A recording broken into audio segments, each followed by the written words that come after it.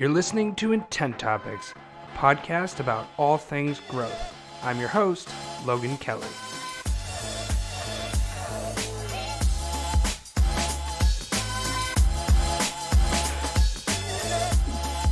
Hello, everybody. Thank you for joining us for Intent Topics. Today, we're going to have a good one. Excited to have Jon Stamell on the show. We have a lot to talk about. Jon, first, intro yourself and what are you working on? Sure. So I'm CEO of a company called Oomiji, which we'll talk about. I've had a career in marketing, including running one of the largest ad agencies in northern New England. I've done a lot of consulting for foreign governments on some big global projects, including marketing positioning of the 1994 Winter Olympics in Norway, Chile's transition to democracy in the early 90s, and then South Africa after the end of apartheid. So some big projects with a lot of different types of marketing functions involved, and Oomiji's a fairly new company. Nice. So that's like an awesome resume. Thanks for coming on. And I want to focus this episode on two things, Oomiji and what you've built, and the recent survey you gathered data on using Oomiji, the platform, of course. So dive in there. So I started Oomiji out of some frustrations that I had, which originated in market research. And I've been carrying these around with me for a long time. Market researchers can always tell you the what a group believes, but they can never tell you the why. And so I wanted to resolve that. Also, they can tell you the description of a group, they can tell you what their beliefs are, but they can't tell you who they are specifically, where you can find them, how you can communicate with them. So I wanted to activate market research as well. So we've created some innovative software which enables us to ask people a very few number of questions. Then we can send them content that's specific to how they answered those questions. And then we can continue to refine that question and response exchange as we further engage them, ask them more questions, etc. There's research in there, but it's primarily communicating with people based on what their specific interests and needs are, just the way we have conversations like this. And that's pretty valuable for brands to have that type of communication with their customers because most don't have anything close to that right now. Yeah. Most are a long way from that. So let's talk platform. You told me a story a couple of weeks ago about the origin related, I believe, to the Dean presidential campaign. Talk us through that. Yeah, so it's really a good example of how important it is to listen to your audience and respond to them based on what they're saying. And you might recall that in 2004, Howard Dean, who was then the governor of Vermont, ran for president. His was the first campaign to successfully raise money over the internet. But after a while, their funding dried up. Most people didn't know that. And they came to us. They said, look, people have stopped giving. They gave before, and we don't know why. So they gave us around 45,000 emails of their previous donors. And we asked them a number of questions. The key one being, you donated before, but not again. Why?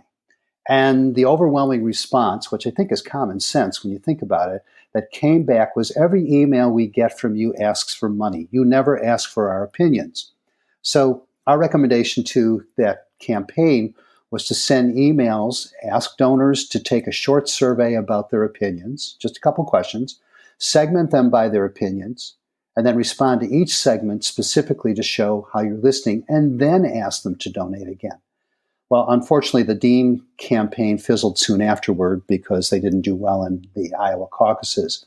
But whatever your political views are today, I'm sure everyone can identify with getting multiple emails from candidates who do nothing but ask for money day after day after day until you begin to think, they don't care about me. So the solution we have for brands, it could be a politician, but it could be any kind of a brand, a bottle of wine, is to ask customers what they care about, to respond based on that, and then lead them to a sales transaction. It's a more considerate and empathetic approach to the customer. Yeah, common sense, but I think it's like logical sense, but definitely not common because not many people are actually following this.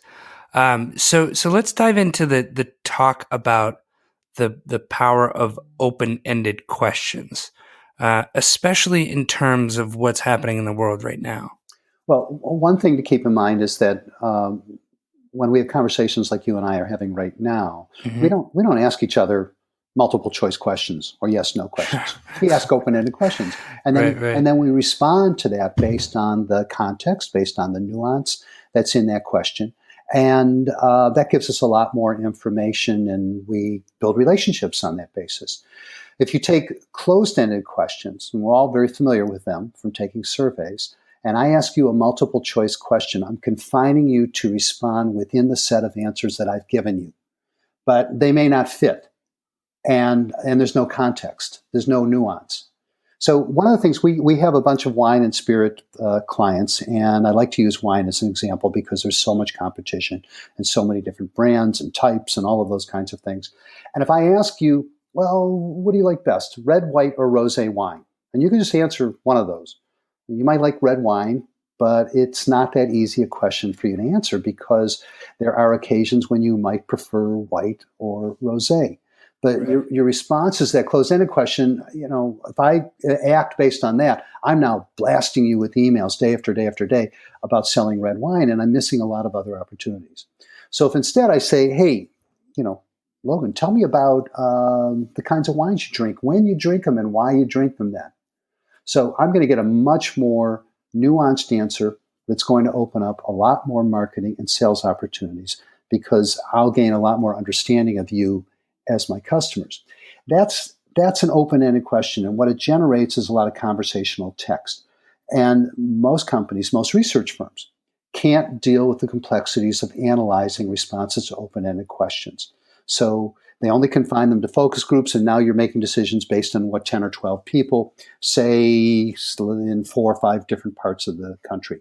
So what we've come up with Oomiji is a way of appending everything that an individual writes, everything that they tell us to their file in a database so that we can build out a persona based on both closed-ended information and open-ended responses. So, I think a lot of brands and market research companies, they're not focused on open-ended questions because it's complex, right? It's difficult to get that data at scale. Yeah. So if we look at like the why would you focus on that? What are some of the biggest pitfalls you see of brands marketing to and selling to their target audience? There are a bunch of them. First of all, you start asking questions or communicating with customers based on your internal assumptions. So you must be thinking, well, the customer thinks about my brand the same way I do. Well, no, that's not the case because the customer's thinking about so many other things and is not focused just on you. And so that's probably the first mistake that people make. Not asking customers why they do what they do. How can you understand a customer if you don't know why they do something? Not asking them how they make decisions, what their lives are like, understanding where your brand, your product, your service fits in, what their frustrations are. Keep in mind, a frustration is nothing more than the description of an unmet need. So that's very important. And then finally, but just as important, I would say not expressing empathy with their customers and the issues that they're facing in their lives. And at this time, with the pandemic, with everything's going on in the country, I think that's extremely important. Nice. So this is powerful stuff. Whether you use a platform like Oomiji or not, it really is. Driving as close to an open-ended question as you possibly can to start to gather that important information. I like your red, white, rosé thing. Like, there's a lot of complexity, and that's real life. That is absolutely real life. So with that being said, you're working to really enable brands and companies to ask those open-ended questions to drive real conversations and then ultimately find those sales and marketing opportunities. So with that said, where do you see your platform going in the next 12, 24, 36 months? So one of the things that people tend to think about when you say market research is a 20 or 30 question survey. And people don't respond to those. They drop out after 10 to 12 questions. And so you get a little bit of information, but you really don't get that much, and you're dealing with very limited numbers. A survey, though, and on the Oomiji platform, we call surveys conversations. We don't call them surveys. A survey can be asking 5 or 10 questions, but it can also be asking one question in an email or one question on a landing page. And you're getting a lot of information because you're learning about customers' preferences. And because ours is a services as a subscription, you could ask one question a month or one every 2 weeks or whatever, and you're constantly building out that customer's persona. So we're adding a lot of features that enable our clients to do a better job of listening to what their customers' needs are and respond to them based on those needs. We're going to be introducing some tools that enable companies to learn how customers make decisions and which customers match up best with what they offer with their company's values. It's really all about alignment and empathy with the customer. And I think businesses of all types are learning, in the environment that we're in today, that we're not just data points. We're a lot more complex. And there are a lot of different things that we think about. So the tools we're adding all address those types of issues. Nice. That's exciting. So let's talk about the survey you just got done analyzing. Pretty powerful. Why did you do it? Well, again, part of the business is not doing surveys, but we have the capability of doing surveys. We have a very powerful and robust survey application within the platform. And we were thinking that in this environment with the pandemic, so much of what businesses do is in-person marketing. It's events, it's conferences, festivals, it's all kinds of large gatherings. So we began to think how businesses are going to work their way around this pandemic, how they're going to continue to operate, what they're going to do to change, and knowing that things will return to some sense of normalcy, but they're going to be different. There are going to be a lot of things, new habits that are going to be baked in, working at home, for example. So we wanted to find out more about this so we could better advise our customers, and we could also do a better job of projecting what the new environment's going to be. Yeah, it's huge. It truly is, day by day at this point. So this is good data. So what did you expect to find? And then how did the findings square up to that? Well, I think we expected to hear a lot of doom and gloom, and there was some of that. But what surprised me was that there was a pretty strong sense of optimism that we're going to figure out new ways of how to do business. We're going to find opportunities out of this crisis. And that may sound odd in the midst of so much job and business loss, but we heard from more than 500 senior managers in business, and I think that says a lot. Now, those are people in senior positions. We heard from a lot of CEOs, a lot of business owners, a lot of presidents, heads of marketing in companies. And so they're most likely not the ones that are losing their jobs, but they are impacted by all of this, and they're looking for new ways to do things. Yeah, absolutely. So what are some of the surprising responses? I'm sure, with the way that you structure these things, that there's a couple, there must have been some surprises. I think the key word, it really comes down to one word, is redefinition. Redefinition of how businesses have a relationship with the consumer, with their customers. Redefinition of work-life balance, of office work versus at home. Of do you really need to travel, or can you get it done online?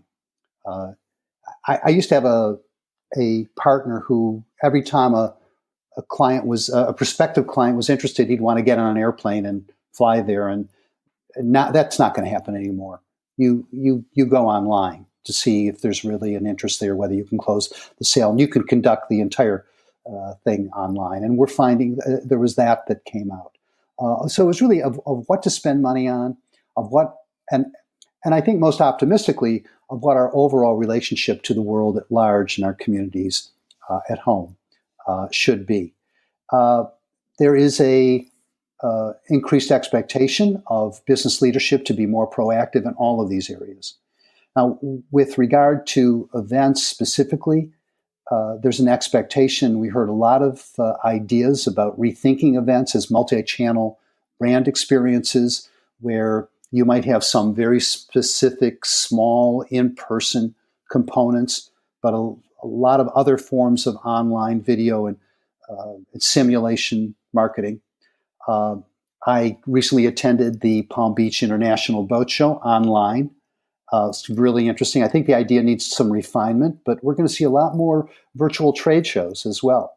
Even in the food and beverage segment, we heard from a lot of people in food and beverage because that's where we do a lot of work, and so you've got sampling issues. But people are working on ways to get around that so that you don't need to go to a large trade show. There was a feeling that some of the big trade shows are just not going to recover, and so that came out. In terms of what people said specifically, I mean, what you get out of an open-ended response is incredible. And if I can just take a second, can I read you one or two? Yeah, absolutely. Please. So this is just one that I picked out, where somebody wrote, companies will need to invest in the best technologies, not the cheapest, in order to enable their employees to be competitive and productive going forward, whether there is a crisis or not. Companies need to rethink their work from home policies and human resource policies to reflect how people live and work today so that people's work life most closely resembles their home life, especially when it comes to a digital experience. Employees are consumers, and they expect a much better digital experience at home than they are currently getting. Now, That's just one response. We got over 1,100 answers like that people wrote. We do a lot of automatic coding of the concepts, ideas, motivations, but I went and read every single response, and it's incredible what people wrote and how interested that they were. And we wouldn't have gotten any of the context or the why behind the way people are thinking if we had not asked questions that way. So that was. Can I read you one more? Yes, please. Right. Please. Yeah, this is great. All right. So this person wrote, this pandemic is an urgently needed reminder that our Earth has limits. In the past 50 years, global population has doubled to nearly 8 billion people. Along with it, our waste and disregard for the environment have grown even more dramatically. This pandemic will bring attention to our environmental and climate inattentiveness, at least among younger generations. Everything must change, and everyone must take a new view of how we live and how we conduct business. Okay. So if you had asked a closed-ended question, how do you forecast the future of business with the pandemic? You'd never and had like 5 answers that you could pick from. You wouldn't get those kinds of responses, and so you don't get any of the expansiveness, so you don't see how people are thinking. And this person who wrote this is obviously thinking out about a big global scale and thinking that this pandemic has affected everything in the world. We're seeing that right now with these with the Black Lives Matter demonstrations. Right. It's become a global phenomenon, and so that has an impact on how we go forward and how we do business. That's not right. And I'm not saying that there's no value from closed-ended responses. We closed-ended questions. We use them. We ask them all the time.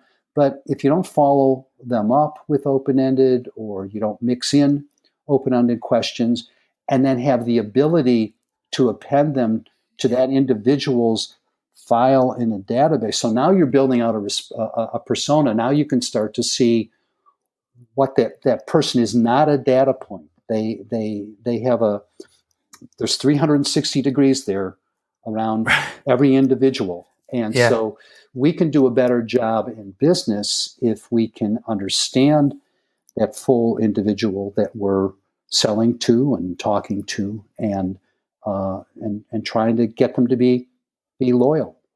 And that's awesome. There's this, I think you mentioned it earlier in this episode, and with a lot of data a lot of data analysis, a lot of conversations among marketing leaders and sales leaders, there's a lot of assumptions that get made, and so you're looking at the data and you're trying to interpret it. And I think a lot of people make these assumptions, and then there's a lot of, pats on the backs and fist pumping when you think you got something nailed. When, if you had asked a more open-ended question and were able to kind of process that data, that assumption could very easily be completely different. And I think like the way that last person was thinking, it's like that's something that could be addressed, but you're never going to, a sales or marketing person is never going to see that in, analytics data. They're never going to see in a multiple choice, but that matters. And that could have a big impact on somebody's brand, how they approach this younger generation, climate change. I mean, that's awesome. This is super powerful. So, prior to Oomiji, when I was doing a lot of consulting to CEOs and chief marketing officers, I pretty much made a career based on asking only two questions. And they were why and how do you know? And everything they would tell me about their customers would start to fall apart just by those two questions. And a lot of what Oomiji is understanding why and how do you know? That's awesome. That's like the line of the episode. I love it. Cool. So Jon, if there was a takeaway that the audience, using what your experience and what we've talked about today, if there was one takeaway, I'll put you on the spot here, that you'd like everybody to kind of take away from the show, from the episode, what would that be? When I talk about a lot of these things to people, they agree right away. But then the question is, what are you doing to put them into action? What are you doing to activate them? And I'm not going to say that what Oomiji does is the only or necessarily the absolute best way to understand your customers. But it's a really good way to understand your customers. And I think whatever system you use, that's the key. Start to build a real persona around your customers so that you can retain the best ones. The emphasis in digital marketing has been, I've got to build my email list. No, you don't. What you got to do is find your best customers and learn how to retain them and get them to be really loyal to what you are. We have a system that works. There may be others out there, but I'd love to talk to more people about what we're doing. Fantastic. Well, Jon, thank you so much for coming on the show. This was super interesting, and I'm glad that we will probably continue this conversation. So thank you, everybody, for tuning into the show. I'm Logan. This is Intent Topics. Please give us a 5-star rating on whatever podcast app you use. We will see you next time.